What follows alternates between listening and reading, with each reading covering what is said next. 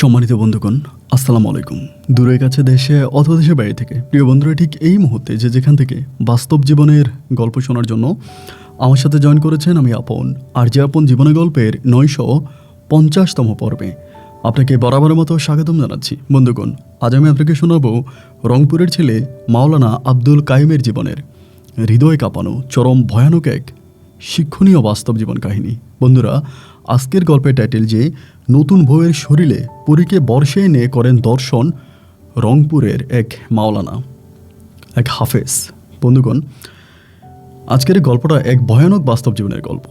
আমি জানি এই ধরনের গল্প আমি আগেও যখন প্রচার করেছি, আপনারা ভিডিওর নিচে কমেন্ট করেছেন অনেকেই যে ভাই এই গল্পটা আমার কাছে কেমন যেন অবাস্তব মনে হয়। দেখেন, এই ধরনের গল্পগুলোর কোনো বৈজ্ঞানিক প্রমাণ আমরা দাঁড় করাতে পারবো না। এই ধরনের গল্পগুলো আপনার কাছে কিছুটা দোয়াশা মনে হবে, কিন্তু দোয়াশা মনে করতে হলেও গল্পটা আপনাকে বিশ্বাস করতে হবে। তার একটা প্রমাণ আমি আপনাদেরকে দিচ্ছি। তা হচ্ছে, আমরা পৃথিবীতে কেউ বাতাসকে দেখতে পাই না, কিন্তু দুনিয়া থেকে এমন মানুষ একটাও খুঁজে পাওয়া যাবে যে বাতাসকে অবিশ্বাস করে, যে বাতাস নাই। তো দৃষ্টিতে মাঝে মাঝে না আসা কিছু জিনিসকে আমাদের বিশ্বাস করতে হয়। যদি আমরা মুসলিম হয়ে থাকি, আমরা কোরআন বিশ্বাস করি, কারণ কোরআনে স্পষ্ট লেখা আছে জিন আর ইনসানের কথা। সেজন্য এই ধরনের গল্পগুলো আমাদেরকে বিশ্বাস করতে হবে। আমিও বিশ্বাস করি মাওলানা কায়েম তার জীবনে যে ভয়ঙ্কর ঘটনাগুলোর এক্সপিরিয়েন্স হয়েছে, যে জিনিসগুলোর সম্মুখীন তিনি হয়েছে, এই জিনিসগুলো আমার সাথে শেয়ার করেছে। এই গল্পটা এক শিক্ষণীয় বাস্তব জীবনের গল্পও বটে। যারা এই ধরনের প্যারানর্মাল কাজগুলো করতে চান তাদের জন্য এই গল্পটা এক শিক্ষণীয় গল্প হতে যাচ্ছে। আমি আশা করব শুরু থেকে শেষ পর্যন্ত গল্প জুড়ে আপনারা আমার সাথেই থাকবেন এবং গল্প শেষে মাওলানা আব্দুল কায়েমকে আপনার মতো করে একটা মন্তব্য কমেন্ট বক্সে লিখবেন। ধন্যবাদ সবাইকে। সম্মানিত বন্ধুগণ, আসসালামু আলাইকুম। আমার নাম মোহাম্মদ আব্দুল কাইম, আমার বাড়ি রংপুর। বন্ধুগণ, আমি আমার জীবনের গল্পটা শুরু করার শুরুতে আপনাদেরকে আমার পরিবারের বিষয়ে জানিয়ে রাখি। আমার পরিবারে আমি আছি, আমার বাবা আছে, মা আছে, তাছাড়া রয়েছে আমার দাদা দাদি সহ আমার বড় একটা ভাই সহ বড় দুইটা বোন। আমরা টোটাল 2 ভাই 2 বোন। আমাদের পরিবারটা রংপুর শহর থেকে অনেক দূরে, সবুজ শ্যামলাগড়া কোনো এক ছোট্ট গ্রামের এক উচ্চ মধ্যবিত্ত পরিবার। আমার বাবা পেশা একজন টিচার সহ মাওলানা। আমার বাবা পেশা একজন শিক্ষক সহ মাওলানা। আমার বাবা থাকে চট্টগ্রামেরই খুব নাম করে একটা মাদ্রাসায় আমার বাবা শিক্ষকতা করে। তার পাশাপাশি বাংলাদেশের বিভিন্ন জায়গায় আমার বাবা ওয়াজ মাহফিল করে। আমাদের বাড়িটা মাওলানা বাড়ি নামেও পরিচিত। সবাই আমাদের বাড়িকে অনেক সম্মান করে। আমাদের এলাকার প্রতিটা মানুষের এই এলাকায় অনেক বেশি সুনাম। এমন করে আমার শৈশবের দিনগুলো সুনামের সহিত কাটতে থাকে। আমি যেহেতু পরিবারের সবচেয়ে ছোট ছিলাম, বড় 2 ভাই আর বড় 2 বোন আছে। আমি সবার ছোট থাকার কারণে সবাই আমাকে অনেক আদর, স্নেহ আর ভালোবাসা দিয়ে বড় করে। আমি ঠিক যে সময় যেটা চেয়েছি তারা আমার সম্পূর্ণ ইচ্ছে পূরণ করেছে। আমার চাওয়া আমার মা বাবা কখনোই অপূর্ণ রাখেনি, এবং অতি ছোট হওয়ার কারণে সবার বেপরোয়া ভালোবাসা পেয়ে আমি সত্যি অনেক বেশি খারাপ হয়ে উঠি। আমি কোনোভাবেই নিজেকে আর ঠিক রাখতে পারি না। আমি যখন মাদ্রাসায় পড়াশোনা করি তখন প্রতিদিন মাদ্রাসা থেকে আমার নামে বাড়িতে বিচার আসতো। এমন কোনো দিন ছিল না যে আমি মাদ্রাসায় মারামারি করতাম না, দুষ্টামি করতাম না, শয়তানি করতাম না। এবং প্রতিটা দিন যখন এরকম করে আমার নামে বিচার আসতে থাকে, একটা সময় আমার আব্বা প্রচণ্ড রকমের রেগে যায় আমার উপরে। এবং রেগে গিয়ে আমার বাবা তখন আমার উপরে খুব রেগে গিয়ে বাবা তখন সিদ্ধান্ত নিল যে আমাকে আর বাড়িতে রাখবে না, বাবার সাথে বাবা আমাকে চট্টগ্রামে নিয়ে যাবে। তো রংপুর থেকে চট্টগ্রাম অনেক দূরে। আমার বাবাই হয়তো প্রতি বৎসরে 2 থেকে 3 বার বাড়িতে আসে। তো আমার মা তখন বলল যে আমার ছোট ছেলে, তাকে নিও না। আমার আব্বা বলে আমার বড় ছেলে, আমার বড় 2টা মেয়ে যথেষ্ট নম্র, ভদ্র এবং ভালো, কিন্তু আমার ছোট ছেলেটা প্রচুর পরিমাণের খারাপ। ওকে আমি রংপুরে রেখে আমি চিটংয়ে থেকে ওকে কোনোভাবেই ঠিক করতে পারবো না। যার জন্য আমার আব্বা তখন সিদ্ধান্ত নিল যে আমাকে বাবা যে মাদ্রাসায় আছে ওই মাদ্রাসায় আমাকে নিয়ে আসবে। যে মাদ্রাসা আমার বাবা পড়তো, বাবা পড়াইতো ওই মাদ্রাসায়। তখন বাবা একটা পর্যায়ে আমাকে রংপুর থেকে আমার ভাই বোনদের কাছ থেকে আলাদা করে আমাকে চট্টগ্রামের ওই বাবার মাদ্রাসায় নিয়ে ভর্তি করিয়ে দেয়। তো কুকুরের লেজ তো কখনো সোজা হয় না। ওই মাদ্রাসায় আসার পরেও আমি একইভাবে আগের মতোই জীবনযাপন করতে শুরু করি। শিক্ষকদের সাথে দুষ্টমি করি, ফাইজলামি করি, শয়তানি করি। এমনভাবে আমি দুষ্টমি করি যে দুষ্টমিতে প্রতিটা মুহূর্তে আমার বাবার নামে মানে আমার বাবার কাছে আমার নামে বিচার আসতে থাকে। এরকম করে সময়গুলো কাটতে কাটতে আমাদের একজন হুজুর ছিলেন, হাফিজুল্লাহ বলে ওনাকে আমরা ডাকতাম। তো এই হাফিজুল্লাহ হুজুর অনেক বয়স্ক ছিল, হুজুর অনেক বয়স হয়েছে, কিন্তু ওনার পেট পরিমাণ দাড়ি, মানে পেট পর্যন্ত দাড়ি পরে, সাদা সাদা অনেক সুন্দর দাড়ি। তো ওই হাফিজুল্লাহ হুজুর কিন্তু আমাকে আবার অনেক আদর করতো, আব্দুল কাইম বলে আমাকে প্রচুর আদর করতো, আমার কথাও শুনতো এবং অতি স্নেহ করতো আমার বাবার দিকে তাকিয়ে। একটা পর্যায়ে একদিন মাদ্রাসার ভিতরে হুজুর আমাকে ডাকলো। আমার কিন্তু বয়স তখন যে একদমই কম তা কিন্তু নয়, আমার বয়স তখন প্রায় 8 থেকে 9 বছরের কাছাকাছি। আমি প্রায় অনেকটাই বড় হয়ে গেছি, 8-9 বছরের কাছাকাছি। সেই মুহূর্তে হুজুর আমাকে একদিন ডাকলো, ডাইকা বলতেছে, আব্দুল কাইম, হুজুরের চুলগুলো একটু টেনে দাও। কিন্তু আমাদের ওই হুজুরের চুলগুলো মোটামুটি অনেকটাই লম্বা ছিল, দাড়িও একদম পেট পর্যন্ত পড়তো। উনাকে দেখলে একজন বড় ধরনের কোনো আউলিয়া বা দরবেশ মনে হতো। এক পর্যায়ে হুজুর যখন আমাকে দিয়ে চুল টানাচ্ছিল, আমার তখন খুব রাগ উঠে গেল, খুব রাগ উঠে গেল। তো হুজুর তো স্টুডেন্টদেরকে দিকে ফিরিয়ে পড়াইতে আসতে, বই পড়াইতে আসে, কিতাব পড়াচ্ছে। এক পর্যায়ে আমি তখন আমার পকেট থেকে একটা সুইংগাম খুললাম। সুইংগামটা খুলে আমি তখন মুখ থেকে থুতু নিয়ে সুইংগামটাকে একটু লাচা লাচা করলাম। একটু লাচাযুক্ত করার পরে আমি তখন হুজুরের ওই লম্বা চুলের মধ্যে এই সুইংগামটাকে খুব ভালো করে পেঁচিয়ে লাগিয়ে দিলাম। এবং সুইংগামটা এভাবে লাগিয়ে দেওয়ার পরে আমি তখন হাসতেছি। হুজুর তখন বলে, কী হয়েছে রে কাইয়ুম? আমি বললাম, হুজুর কিছুই না। একটা পর্যায়ে হুজুর তখন এখান থেকে চলে গেল এবং দুপুরে হুজুর যখন মসজিদে নামাজ পড়তে গেল, তখন তিনি যখন ওনার চুল আঁচড়াচ্ছিল, একসময় ওনার চুলের মধ্যে এই সুইংগামটা লেগে গেল।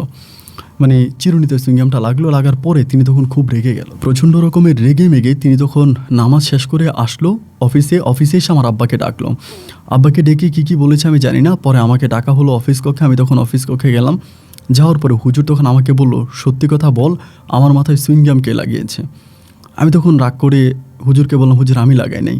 আমাকে তখন মারলো, আমার আব্বা খুব মারলো। মারার পরে মায়ের সহ্য করতে না পেরে আমি তখন স্বীকার করলাম যে হ্যাঁ, আমি হুজুরের মাথায় সুইংগাম লাগিয়েছি। তখন ওই হুজুর আমার আব্বাকে বললো যে, দেখো, তোমার ছেলে ভালো কথা, দেখতে শুনতে ভালো, সবই ঠিক আছে, আমাদের মাদ্রাসায় এনেছো, ভর্তি করিয়েছ, কিন্তু তোমার ছেলে আমাদের মাদ্রাসার সবগুলো ছাত্রছাত্রীকে খারাপ করবে। এই যে ও আমার মাথায় সুইংগাম লাগিয়ে দিয়েছে, এটা অবশ্যই ও ওর আশেপাশে ছাত্রদেরকে বলবে এবং বাকি ছাত্ররাও ওর কাছ থেকে সাহস পেয়ে যাবে। শিক্ষকের সাথে বেয়াদবি করার সমস্ত ছাত্ররাই তখন সাহস পেয়ে যাবে। এই জন্য এর নামে আগেও মাদ্রাসা অনেক বিচার আসছিল, কিন্তু কোনো বিচার আমি ওইভাবে আমলে নিইনি, কারণ তোমার ছেলে, তুমি এই মাদ্রাসার শিক্ষক এই হিসাবে। কিন্তু আজকে আমি স্পষ্ট করে তোমাকে বলতেছি, আব্দুল কাইয়ুমকে আমরা আমাদের এই মাদ্রাসায় রাখবো না। আমাদের মাদ্রাসায় আমরা আব্দুল কাইয়ুমকে রাখবো না, তুমি আব্দুল কাইয়ুমকে নিয়ে যাও। আমার আব্বা তখন বলল, জি হুজুর, ঠিক আছে। দুপুরের মধ্যে আমার পড়াশোনা বন্ধ হয়ে গেল। আব্বা আমাকে বাসায় পাঠিয়ে দিল, আব্বা যে বাসায় থাকতো ওই বাসায়।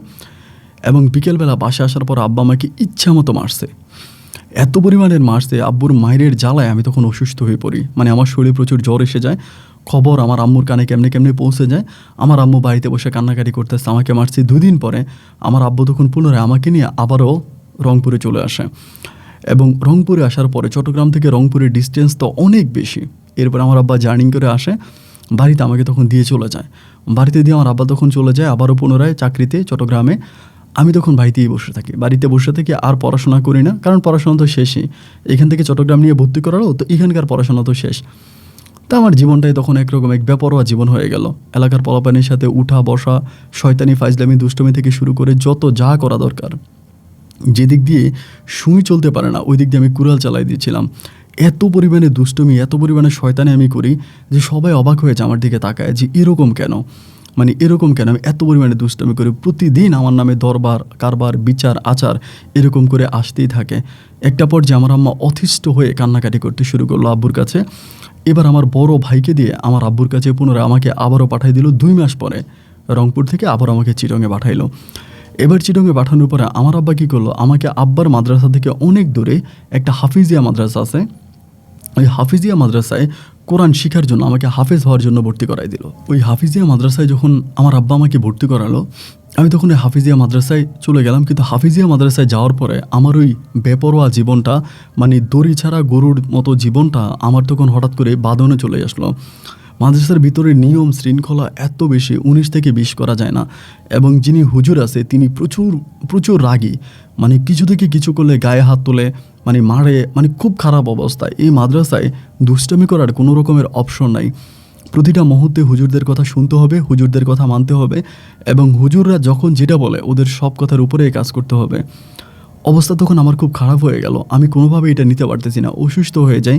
আমার আব্বার কাছে খবর যায় আমি অসুস্থ, কিন্তু আমার আব্বা আমাকে দেখতে আসে না। অসুস্থ শরীর নিয়ে আমাকে তখন মুক্তবে পড়তে হয়, কোরআন পড়তে হয়, খুব কষ্ট করে আমার দিনগুলো কাটে। এরকম করে 1 মাস 2 মাস 3 মাস প্রায় 6 মাস কেটে গেল, কিন্তু একটাবারের জন্য আমার বাবা এই 6 মাসে আমাকে দেখতে আসলো না, এবং আমার মায়ের সাথে আমার দেখা হয় না, ভাই বোনদের সাথে দেখা হয় না। মনটা তখন খুব খারাপ হয়ে গেল। আমার যখন মাদ্রাসায় 8 মাসের দিন আমার আব্বা তখন আসছে আমার জন্য মিষ্টি নিয়ে। আমি তখন একদম শুকিয়ে গেছি, কালো হয়ে গেছি, খাটো হয়ে গেছি, অবস্থা তখন খুব খারাপ। বাবা আমাকে বলে মিষ্টি খা। আমি তখন বললাম কিসের মিষ্টি? বলে তোর বড় বোনের বিয়ে হয়েছে। আমি তখন জানতে পারলাম যে আমার বড়াপুর বিয়ে হয়েছে। আমি তখন আব্বারে বললাম, আব্বা বড়াপুর বিয়ে হয়েছে, আমাকে তুমি নিলা না, আমি বিয়েতে যাইতাম। আমার আব্বা বলে তুই গেলে হয়তো বিয়েটা ভেঙে যেত, বিয়েটা হতো না।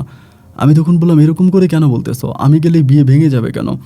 আমার আব্বা বলে তুই এত পরিমাণে দুষ্ট, তুই এত পরিমাণে দুষ্ট যে তোর মতো সন্তান আল্লাহ যেন কোনো বাবার মায়ের ঘরে না দেয়। তুই এত পরিমাণে দুষ্ট, তুই যদি যাইতি তাহলে তোর বোনের বিয়েটাই ভেঙে যেত। তা আমার তখন খুব খারাপ লাগে। আমি কিন্তু তখন অনেকটাই ভালো হয়ে যাই, আগের মতো আর বেপরোয়া জীবনযাপন করি না, অনেকটাই নম্র ভদ্র বা ভালো লাইনে চলে আসি। কিন্তু এরপরও বাবা যখন আমাকে এরকমভাবে বকাবাদ্য করে খারাপভাবে কথাবার্তা বলে গেল, খুবই খারাপ লাগলো। বোনের বিয়েতেও তখন যেতে পারলাম না, মনটা অনেক খারাপ হয়ে গেল। তখন আমি ওই মাদ্রাসায় থাকতাম, মাদ্রাসায় থেকে আমি তখন পড়াশোনা করতাম। এরকম করতে করতে মাদ্রাসার এক বড় ভাই, তিনি কোরআনে হাফেজ হয়ে গেছে, কিন্তু এরপরেও ইনি ওই মাদ্রাসায় আছে। ওনার নাম হচ্ছে নুমান ভাই, বড় ভাই। উনি কোরআনে হাফেজ হওয়ার পরও মাদ্রাসায় আছে, এবং তিনি এখনও কোথাও চাকরি পায় না, চাকরির জন্য অপেক্ষা করতেছে, বিভিন্ন জায়গায় ইন্টারভিউ দিচ্ছে, কোথাও চাকরি হলে তিনি চলে যাবে। একদিন রাতের বেলায় তিনি আমাকে বলল যে কায়ুম, এক জায়গায় যাব, তুই যাবি? রাত্র প্রায় তখন আপনার 11টা বা 11:30 মতো বাজে, অনেক রাত্রে, সব বাচ্চারা ঘুমায় গেছে। তো ওনার সাথে, ওই বড় ভাইয়ের সাথে কিন্তু আমার সম্পর্কটা অনেক ভালো ছিল, অন্য স্টুডেন্টদের থেকেও ওই বড় ভাইয়ের সাথে সম্পর্ক ভালো ছিল। আমি তখন বললাম কই ভাই? বলে যাবি নাকি তুই? আমি বললাম যাবো। তা আমাকে তিনি নিয়ে গেল। তো আমাদের মাদ্রাসা থেকে মোটামুটি অনেক দূরে বলতে গেলে অনেক দূরে একটা জায়গা আছে, ওই জায়গাটা বড় তুপা নামে পরিচিত। বড় তুপা বলতে খুব উঁচু একটা জায়গা, দেখতে কিছুটা ছোটোখাটো পাহাড়ের মতো। এটার উপরে উঠে সেখানে একটা বটগাছ ছিল, অনেক বড় একটা বটগাছ। উনি তখন ওই বটগাছের নিচে বসলো, চারিদিকে একেবারে হিমেল বাতাসের মধ্যখানে আমার তখন শরীরটা চমচম করে উঠলো, ভয় লাগতেছে যে এরকম একটা পরিবেশের মধ্যে উনি বসে আছে। অনেকক্ষণ বসে থাকার পরে তিনি আমাকে বলে তুই আমার পাশে বস। আমি তখন ওনার পাশে বসলাম। বলে চোখ বন্ধ করে থাক, তুই কিন্তু চোখ খুলবি না, চোখ খুললে কিন্তু ভয় পাবি। আমি তখন বললাম আচ্ছা ঠিক আছে, আমি চোখ খুলবো না। আমি তখন চোখ বন্ধ করে ওনার পাশে বসে আছি। অনেকক্ষণ পরে আমি একটা মেয়ে মানুষের কণ্ঠ শুনতে পেলাম, যে একটা মেয়ের সাথে উনি কথা বলতেছে, মেয়েও কথা বলে, উনিও বলে। তো ওই বড়তুপা জায়গাটা এরকম ছিল যে এই বড়তুপার আশেপাশে তেমন কোনো মানুষের ঘরবাড়ি ছিল না, একেবারে জনবিচ্ছিন্ন একটা জায়গা। এইরকম একটা জায়গার ভিতরে মেয়ে মানুষ আসবে কোত্থেকে? আমি তখন আস্তে আস্তে কৌশলবশত নিজের চোখটা খুললাম, এবং নিজের চোখটা খোলার পরে আমি দেখতে পেলাম যে আমাদের ওই আব্দুল কায়ুম আমাদের ওই ভাই নুমান ভাইয়ের সামনে খুব সুন্দর একটা মেয়ে বসে আছে। মেয়েটার পরনে হচ্ছে সাদা পোশাক, খুবই সুন্দর, এত সুন্দর মেয়ে আমি জীবনও দেখি নাই। এই মেয়ের মুখটা মনে হচ্ছে লাইটের মতো, ওর দিকে তাকিয়ে থাকা যায় না, এবং ওই লাইটের আলোতে পুরোটা আপনার পাহাড়, এই যে পাহাড়ের উপরে উনি বসে তন্ত্রমন্ত্র পড়তেছিল, ওই পুরোটা পাহাড় আলোকিত হয়ে গেছে। এই দৃশ্যটা দেখার পর আমি তখন অবাক হয়ে গেলাম। আমি পুনরায় ভয় পেয়ে আবারও চোখ বন্ধ করে ফেললাম। প্রায় অনেকক্ষণ ধরে উনি ওনার সাথে কথাবার্তা বললো। একবার যে আমারে বললো আব্দুল কায়ুম চোখ খোলো। আমি তখন চোখ খোলা, আমার ভিতরটা তখন একদম শুকিয়ে গেছে, গলা টলা সব শুকানো অবস্থা, হাত পা তখন কাঁপাকাঁপি করতেছে যে আল্লাহ এটা কি ধরনের কাজ, এটা কি করলো। আমি তখন চুপচাপ আছি। তিনি আমাকে বলে যে চল মাদ্রাসার দিকে যাব। তো উনি আবার মাদ্রাসায় তালা মেরে আসছে, হুজুর ওনাকে বিশ্বাস করে বাচ্চাদেরকে ওনার হাতে ছেড়ে দিয়ে চলে যায়। বেশিরভাগ সময় উনি আমাদেরকে পড়াইতো, এক কথায় বড় ভাই, দ্বিতীয় কথায় উনি আমাদের শিক্ষকও ছিল। এবার তিনি আমাকে গ্রামের রাস্তা ধরে, আইল ধরে, ফসলি জমির মাঝখান দিয়ে আমাকে নিয়ে রাতের ওই গুটগুড়ে অন্ধকারে হেঁটে আসতেছে। আস্তে আস্তে আমাকে বলে আব্দুল কায়ুম তুমি একটু একটু করে চোখ খুলেছো? আমি তখন বললাম যে ভাই কি বলেন? বলে সত্য কথা বলো, দেখেছো কিছু? আমি বললাম না। উনি আমাকে বলে যদি দেখেও থাকো খবরদার এই কথা কিন্তু কারো কাছে বলতে পারবা না, এটা যদি তুমি কারো কাছে বলো তাহলে কিন্তু তুমি অন্ধ হয়ে যাবা। আমি বললাম ভাই আপনি এটা কি বলেন? উনি আমাকে বলে হ্যাঁ, তুমি যদি ভুলেও এই কথা কারোকে জানাও বা কারোর সাথে এই বিষয় নিয়ে তুমি শেয়ার করো তাহলে কিন্তু তুমি অন্ধ হয়ে যাবা। আমি তোমাকে ভালোর জন্য বলতেছি, খবরদার এই কথা কারো কাছে বলা যাবে না, এই বিষয় নিয়ে কারোর সাথে কোনো আলোচনাও করা যাবে না। আমি তখন বললাম না ভাই, আমি কারোর সাথে আলোচনা করব না, এই বিষয় নিয়ে আমি কারোর সাথে কথা বলবো না, আপনি চিন্তা করবেন না। এই বলে আমি তখন পুনরায় আবারও মাদ্রাসায় চলে আসি। মাদ্রাসায় আসার পরে আমার চোখে তো আর ঘুম আসতেছে না, কখনো এই পাশ কখনো ওই পাশ ঘোরাফেরা করতেছি। কি ব্যাপার, এটা কি দেখলাম, উনি আমাকে এটা কি দেখাইলো, এরকম জিনিস তো আমি কখনো জীবনে দেখি নাই। তো এমন করতে করতে ফজরের আজান দিয়ে দেয়। আমি তখন ফজরের নামাজ পড়ি, তিনি সবাইকে পড়াইতে আসে, বাট আমার পড়ার প্রতি কোনো মনোযোগ নাই। আমি পড়ার দিকে কোনোভাবে মনোযোগ হতে পারতেছি না। উনি বারবার আমার মুখের দিকে তাকাচ্ছে, বারবার তাকে আমারে বলতেছে যে আব্দুল কাউসার, আব্দুল কাইম, তোমার কি হয়েছে, তুমি এরকমভাবে মনমরা হয়ে আছো কেন, তুমি পড়তেছো না কেন? আমি কোনোভাবে পড়ার প্রতি আকর্ষণ জমাইতে পারতেছিলাম না। একটাবার এরকম করে সময়গুলো কাটতে কাটতে দুপুর গড়িয়ে এলো, সবাই খেতে গেল, আমি আর খেতেও গেলাম না। আমি খাবার খাবো না, তখন আমি ওখানে বসে আছি। উনি তখন আমার মন মানসিকতা থেকে খুব ভয় পেয়ে গেল, কারণ বিকালবেলায় আমাদের বড় হুজুর আসবে। তো বড় হুজুর এসে যদি কোনোভাবে আমাকে এরকম মনমরা দেখে, আর আমি যদি বড় হুজুরের কাছে সে রাতের ঘটনা সব বলে দিই, তাহলে কিন্তু আমাদের ওই নুমান ভাইয়ের অনেক সমস্যা হবে। যার জন্য তিনি দুপুরের পরে আমারে বলল যে আব্দুল কাইয়ুম, তুমি কি কাউকে এই বিষয়টা বলে দিবা? আমি বললাম না ভাই, আমি কাউরে বলবো না। আমাকে বলতেছে, আমি বললাম যে আচ্ছা ভাই, আপনার কাছে আমার একটা অনুরোধ, আমি কাউকে বলবো না, আপনি যদি আমাকে সত্যি করে বলতেন যে আপনি এটা কি দেখেছেন এবং এটা কি ছিল, বিষয়টা কি। উনি আমাকে বলে যে এটা আমার প্রেমিকা। আমি বললাম, আপনার প্রেমিকা, আপনি প্রেম করেন এটার সাথে? বলে হ্যাঁ, আমি এটার সাথে প্রেম করি, এটা আমার প্রেমিকা এবং আমি তাকে অনেক কষ্ট করে বর্ষে এনেছি। আমি তখন বললাম, ভাই আমি কাউকেই বলবো না, কোনো কিছুই বলবো না, এবং আপনার কাছে ওয়াদাবদ্ধ হচ্ছি যে আমি এই বিষয়টা কাউকে কোনো কিছু জানাবো না। তবে আপনার কাছে অনুরোধ, আপনি পুনরায় যখন আবারও এখানে যাবেন, তবে প্লিজ আমাকে নিয়ে যান, আমার খুব না দেখে ভাল লাগছে। উনি আমাকে বলে ঠিক আছে, আমি তোমাকে সাথে করে আবারও নিয়ে যাব। এর 2 দিন পরে উনি পুনরায় আমাকে আবারও সাথে করে সেই জায়গার মধ্যে নিয়ে গেল এবং উঁচা ওই জায়গায় উনি বসলো। বসার পরে তিনি আবারও তন্ত্রমন্ত্র পড়তে শুরু করলো। তন্ত্রমন্ত্রের এক পর্যায়ে এটা আসলো, আসার পর এটা সামনে বসলো। সেদিন আমি একেবারে আমার স্বয়ং 2 চোখে দেখেছি। আমি আমার চোখ বন্ধ করিনি। আমার কাছে মনে হলো হঠাৎ করে কোত্থেকে একটা জিনিস সেখানে বসলো এবং তার বডির শেডটা বোঝা যাচ্ছে, এত ক্লিয়ারভাবে বোঝা যাচ্ছে না ওই দিন, কিন্তু বসে আছে এবং ওনার সাথে কথা বলতেছে। উনি অনেক কথা বলতেছে এবং সেই কথার উনি ওই জবাবও দিচ্ছে। এরকম করে অনেকক্ষণ তারা পাশাপাশি মুখামুখি বসে কথাবার্তা বলে। এক পর্যায়ে আমি তখন ভাইকে বললাম যে ভাই, আমি কি চলে যাব? উনি আমাকে বলে যে না, তুই এখানে গেলে ভয় পাবি, তো এখানে ভয়, আমরা একসাথেই যাব। খানিক পরে এই জিনিসটার সাথে কথাবার্তা বলা শেষ করার পরে ওই জিনিসটাকে বিদায় করে তিনি আমাকে পুনরায় আবারও মাদ্রাসায় নিয়ে আসলো। মাদ্রাসায় নিয়ে আসার পরে আমার ভিতরে এই জিনিসটা নিয়ে এত পরিমাণের জল্পনা কল্পনা শুরু হলো। আমি ওই পর্যন্ত কিন্তু মোটামুটি কোরআনে হাফেজ পরিপূর্ণভাবে হই নাই। উনি দীর্ঘ 1 বছর ধরে আমাদের এই মাদ্রাসায় ছিল, 1 বছর আমাদেরকে পড়াইছে এবং পুরো 1টা বছর জুড়ে এই নুমান ভাইয়ের সাথে আমার সম্পর্কটা খুব মধুর ছিল। উনি আমাকে এখানে সেখানে বিভিন্ন জায়গায় নিয়ে যেত এবং এই জিনিসগুলোর প্রতি উনি আমাকে এক ধরনের একটা লালসা জাগায় দেয়। উনি আমাকে বলে যে পরীটা ওনার কাছে আসে এবং তিনি যেই রূপে দেখতে চায় পরী সেই রূপে ওনার কাছে আসে, ওনার সাথে থাকে, ওনাদের সাথে অনেক সম্পর্ক হয়। এই জিনিসগুলো আমার মাঝে ভালো লাগতে শুরু হলো। একটা পর্যায়ে ইনি তখন আমাদের মাদ্রাসা থেকে মোটামুটি কাছাকাছি একটা মসজিদে চাকরি পায়। আমাদের মাদ্রাসা থেকে কাছাকাছি নিকটবর্তী কোনো একটা মসজিদে চাকরি পায়। উনি তখন ওই মসজিদে চলে যায়। তো ওই মসজিদে চলে যাওয়ার পরে আমি প্রতিদিন আসরের নামাজ পড়ে ওনার কাছে চলে যেতাম। আমার একটা সাইকেল ছিল, সাইকেল দিয়ে আমি ওনার কাছে যাইতাম এবং ওনার কাছে গিয়ে আমি তখন এই তন্ত্র মন্ত্রের বিষয়গুলো শিখতাম, কীভাবে কী করা যায়, কীভাবে এটাতে বসে আনা যায়, কীভাবে এরকম করে ওনার কাছ থেকে আমার সব কিছু হাতে কলমে শেখা। উনি আমাকে সব কিছু শিখাইলো, কীভাবে মন্ত্র পড়তে হয় এবং এই জিনিসগুলো আমি বলতে চাই না, কী কী করতে হয়, এই জিনিসগুলো উনি আমাকে সব কিছু শেখালো এবং উনি বললো যে এই জিনিসগুলো যদি আমি করতে পারি তাহলে এই পরীটা আমার সামনে আসবে এবং উনি যেরকম করে পরীর সাথে কথাবার্তা বলতে আসে বা পরীর সাথে একটা সম্পর্ক হয়, সেই সম্পর্ক হয়তো একটা সময় আমার সাথেও হবে।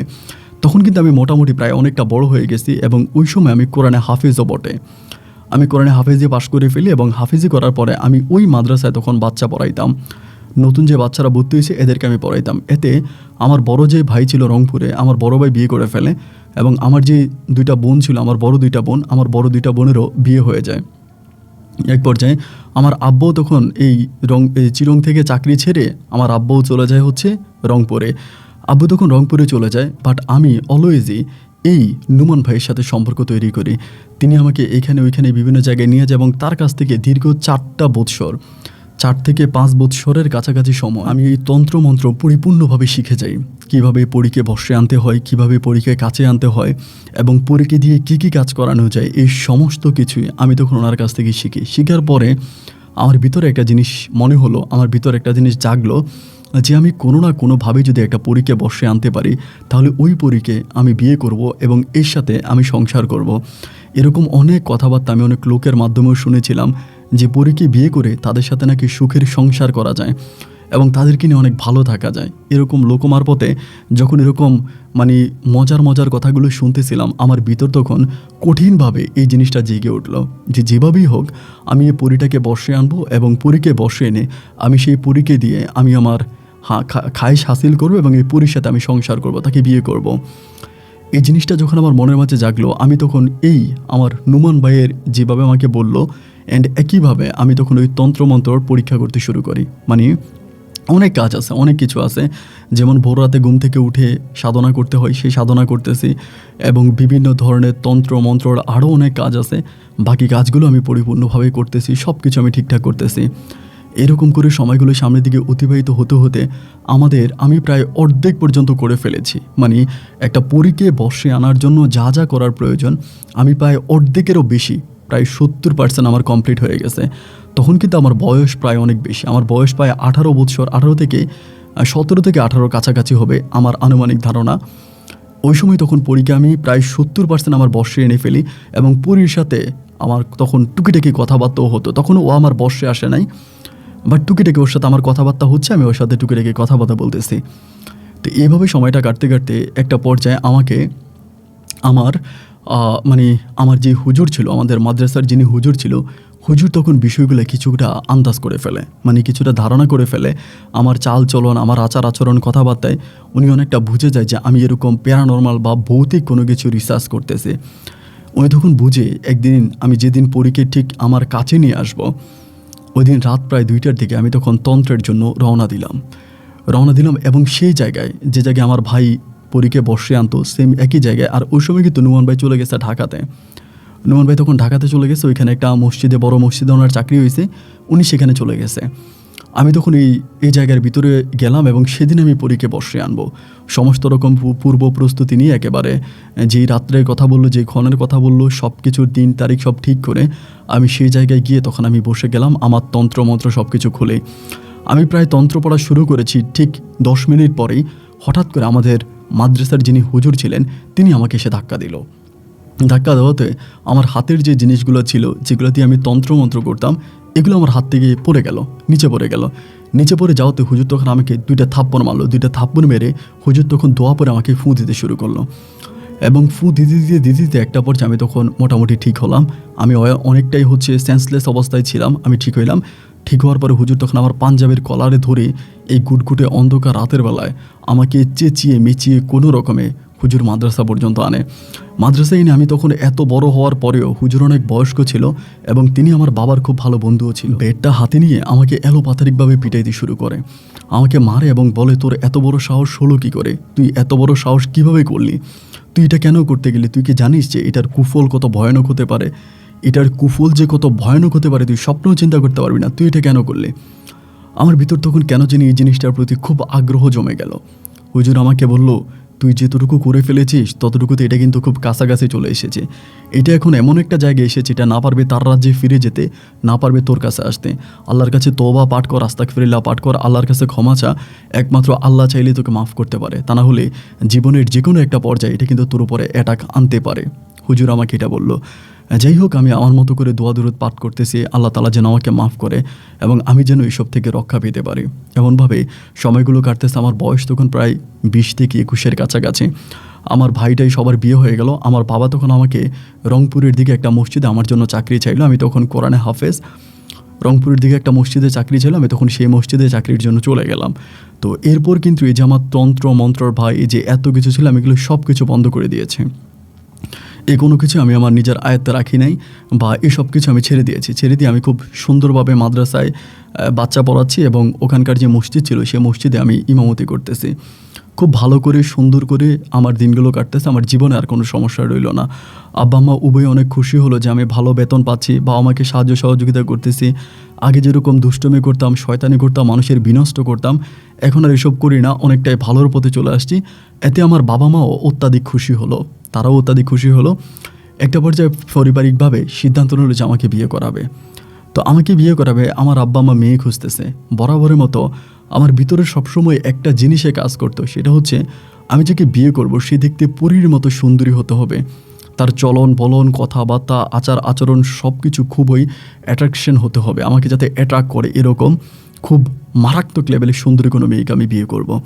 তো আমার বাবা মা যেখানে আমার জন্য মেয়ে দেখতেছে, আমি যাচ্ছি, যাওয়ার পরে মেয়ে দেখে আমার মেয়ে পছন্দ হয় না, মেয়ে দেখে মেয়ে পছন্দ হয় না, মেয়ে দেখে মেয়ে পছন্দ হয় না। এভাবে বেশ কয়েকদিন কেটে যাওয়ার ফলে আমি পরিবারকে জানাই দিলাম যে না, আমি আর বিয়ে করব না, আমি আর বিয়ে করব না।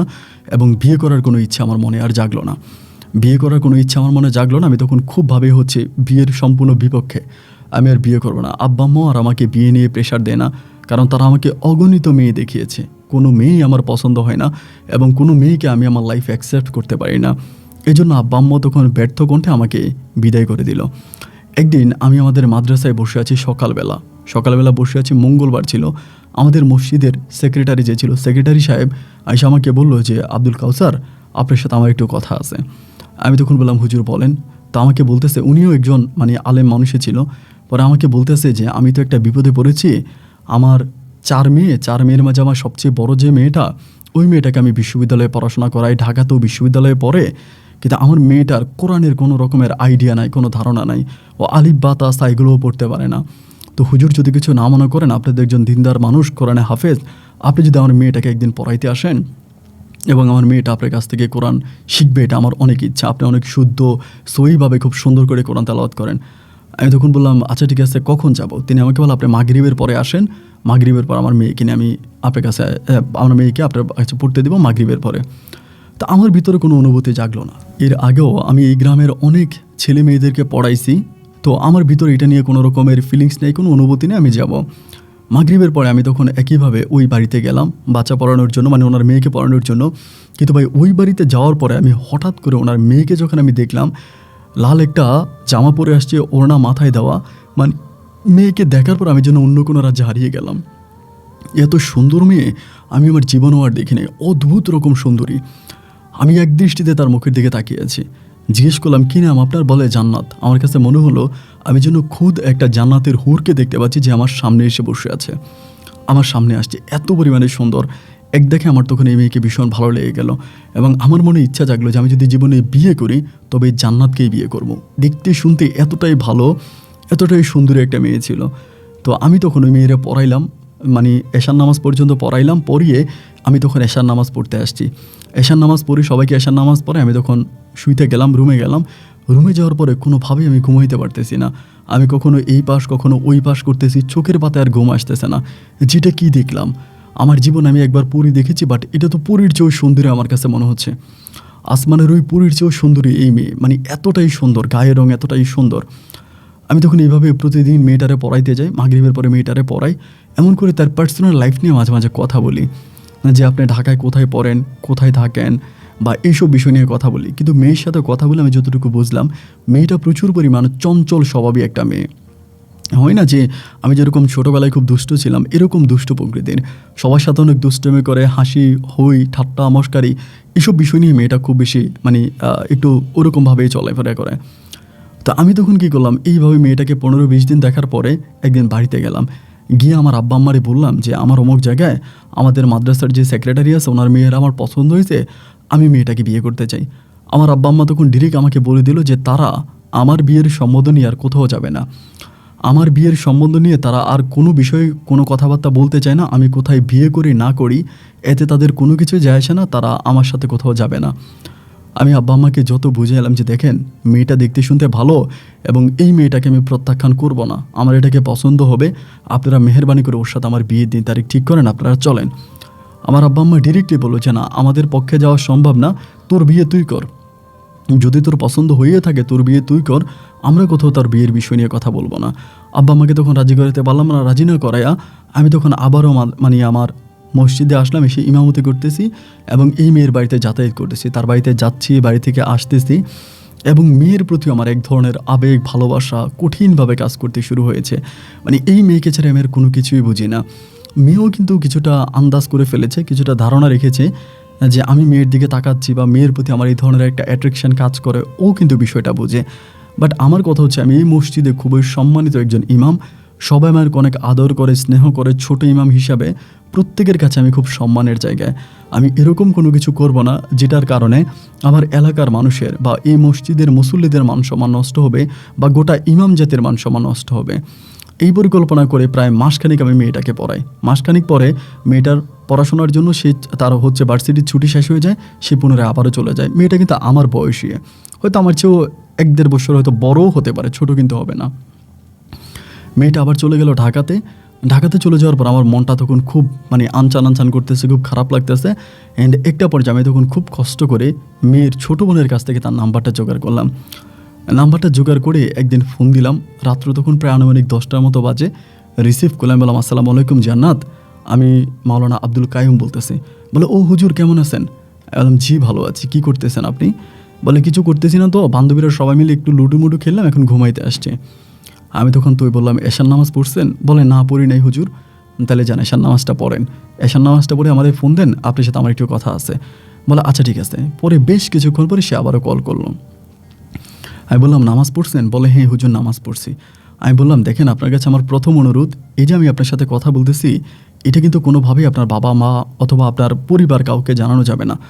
আমাকে বলে না হুজুর আমি জানাবো না। বলেন আপনি? আমি তখন বললাম আপনি যে হঠাৎ করে চলে গেলেন আমাকে কোনো কিছু না বলে, এটা কি ঠিক হলো? বলে না হুজুর আমার তো ছুটি শেষ, আমার ক্লাস শুরু হয়েছে, তো ক্লাস শুরু হওয়ার কারণে আমি চলে আসছি। আমি তখন বললাম বেশ ভালো, আমি আপনাকে একটা পার্সোনাল প্রশ্ন করতে চাই, যদি প্রশ্নের উত্তরটা দেন। আমাকে বললো কী প্রশ্ন? আমি বললাম যে আপনি কি কাউকে পছন্দ করেন বা আপনার ওখানে কি কাউকে ভালো লাগা আছে? একটু লজ্জা পেয়ে একটু মুচকি হেসে বললো যে না হুজুর এরকম কিছুই না, আমার ভিতরে এরকম কোনো কিছুই নেই। আমি বললাম ভয় পাওয়ার কোনো কারণ নেই যে আমি আপনার আব্বাকে জানাবো বা আপনার পরিবারের মানুষদেরকে জানাবো, এরকম কিছু না। কিন্তু আমি এমনিই জিজ্ঞেস করলাম, সত্যি হলে বলেন আর সত্যি না হলে সেটাও বলেন। আমাকে বলে না হুজুর সত্যি আমার তেমন কোনো পছন্দ নাই। তাই বললাম আপনি কি কোনো হুজুর বা আলেমকে বিয়ে করবেন?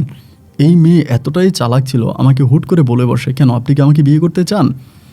এটা বলার পরে ভাই আমি তখন নিজে হ্যাং হয়ে যাই, আরে আল্লাহ কি বলে, ও তো আমাকে উল্টে আক্রমণ করে বসছে। পরে আমি বললাম এভাবে আপনি আমাকে কেন বলতেছেন? আপনি যদি বিয়ে করতে চান বা আপনি যদি বিয়ে বসেন, আমার একজন বন্ধু ছিল আলেম মানুষ, আপনাকে দেখেছে, আপনাকে পছন্দ করেছে। পরে আমাকে বলে কই, আমি তো কখনো বাড়ি থেকে বের হই না, আমাকে দেখলো কোথেকে? আমাকে কে বললো আপনি বাড়ি থেকে বের হন নাই? আপনি মাঠে ঘাটে এখানে ওইখানে সমস্ত জায়গায় তো দৌড়ে বেরিয়েছেন। আমার বন্ধু আপনাকে দেখেছে, আপনাকে বিয়ে করতে চায়। পরে আমাকে বলে তাহলে আমার আব্বুর সাথে কথা বলতে বলেন, তাহলে আপনার কোনো পছন্দ অপছন্দ কোনো কিছু? বলে না সমস্যা নাই, আমি যদি একজন দিনদার আলেমকে বিয়ে করতে পারি তাহলে তো ভালোই হবে। আমার জীবনটা তো প্রায় নষ্টের পথে, আমি নামাজ পড়ি না, রোজা রাখি না, ভালো কাজ করি না, তো একটা আলেম মানুষকে বিয়ে করলে তো আমার জীবন ভালোই হবে। আমার এতে কোনো রকমের অসম্মতি কিছু নাই, আমি রাজি আছি। আমি বললাম ওকে ফাইন ঠিক আছে। আমি তখন চিন্তা করলাম যে কী করা যায়। এরপরে আবার মাঝে মাঝে মেয়েটারে ফোন দেই, মেয়েটারে ফোন করে ওর সাথে কথাবার্তা বলি। এরকম করে কথাবার্তা বলতে আমাকে সবসময় বলে যে হুজুর আপনারা আমাকে বললেন যে আপনার কোন বন্ধু আপনাকে পছন্দ করে। এভাবে 20-25 দিন কথাবার্তা বলার পরে চিন্তা করলাম আগে তো মেয়ে রাজি হইতে হবে, মেয়ে রাজি না হইয়া মেয়ের বাপ মারে রাজি করে তো লাভ নাই, আর মেয়ের বাবা মা তো রাজি হবেই। মেয়ের বাবা মাকে যদি আমি বলি তারা তো এক কথায় রাজি হবে, কারণ আমি একজন ভালো ইমাম, আমার পারিবারিক অবস্থাও ভালো, আমার বড় ভাই যিনি সেও সরকারি ইমাম, এবং বোনগুলোকেও বড় বড় মাওলানাদের কাছে বিয়ে দিয়েছি। আমার পারিবারিক অবস্থা অত্যন্ত ভালো, তারা আমার কাছে বিয়ে দিবেই। সুতরাং কোনো সমস্যা নেই, আমি দেখি এভাবে মেয়েটাকে আগে পটাইতে পারি কিনা। এইভাবে বেশ কয়েকদিন মেয়ের সাথে কথাবার্তা বলার পরে একটা পর্যায়ে আমি তখন মেয়েটাকে মোটামুটি আমার কন্ট্রোলে নিয়ে আসছি। ও আমার কথা শুনে বা আমার সাথে তার সম্পর্কটা খুব একটা প্রেম ভালোবাসার সম্পর্কের মতোই হয়ে গেছে। আস্তে আস্তে করে সম্পর্কটা একটু গভীরতার দিকে পৌঁছাতে এক পর্যায়ে তখন আবার বাড়িতে আসছে। এটা প্রায় 4 মাস পরে। এই 4 মাসের ভিতরে তার সাথে আমার ফোনে কথাবার্তা বলতে খুবই গভীর একটা প্রেমে আমি তখন তার সাথে পড়ে যাই, এবং ফোনের মাধ্যমে আমরা অনেক বেপাস কথাবার্তাও বলি, যেগুলো এখানে প্রচার করা ঠিক হবে না, যেহেতু আমি একজন আলেম মানুষ। তো একবার যতক্ষণ বাড়িতে আসে রাত্র প্রায় আপনার 10টার দিকে বাড়িতে এসে আমাকে ফোন করে যে হুজুর আমি তো বাড়িতে আসছি। আমি বললাম তো ভালো কথা, আমি কি করব? বলে আপনি আসেন। আমি জানি এটা কোনো কথা, আমি মসজিদের একজন ইমাম মানুষ, আমি এত রাতের বেলায় তোমাদের বাড়িতে যাব, কেউ দেখলে কি মনে করবে? বলে সমস্যা কি, আসেন। না এটা ভালো হয় না, আমাকেও বিরক্ত শুরু করছে, না হুজুর আসেন। এরকম করে 10টা থেকে প্রায় রাত 1টা পর্যন্ত আমাকে জ্বালাইতে আসে।